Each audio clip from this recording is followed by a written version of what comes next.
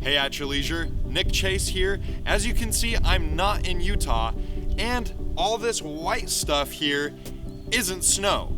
These are the beautiful white sands that run along the entire panhandle of the state of Florida. And today we're at Topsail State Park and Preserve, one of the most renowned areas for wildlife viewing and just a great day outside in general along the panhandle. But don't let the name fool you.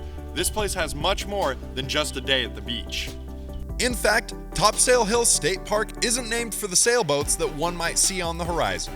It's named for its famous sand dunes that, from a distance, resemble white sails billowing out in the wind. These protected sand dunes form the focal point of the park, but are only the tip of the iceberg. You can do a lot of bike riding, longboarding, skateboarding through the paved trails. I mean, the roads are perfect.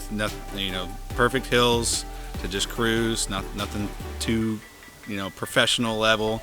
There's also dune lakes to canoe and kayak on, and then of course you can stand up paddleboard in the Gulf, and swim in the beach. There is a lot to do at Topsail, but there's even more to see. From the diversity of flora like saw palmetto and the hundreds of acres of old pine forest, to protected fauna including ocean-faring birds, crabs, and amphibians, or signs of elusive deer.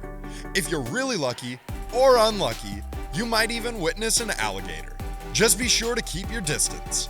In addition to all of this, the unique habitat created in the dune lakes is a special sight to see that you'll have trouble finding anywhere else in the country. Now that's all good and well, and you can obviously explore so many things here at Topsail Preserve and State Park. But I will say the beach is definitely the main attraction here, and there are 3 miles of emerald coast. And this water, well, it's clear as glass. This is a local favorite spot that makes for a nice change-up from the overcrowded commercial beaches on the west side of the park and gives one a sense for the natural aspect of the Gulf Coast.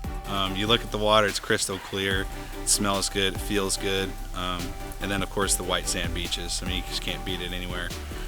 It looks like sugar, so compared to the brown or even the black of Hawaii or something like that, it's just kind of its own thing.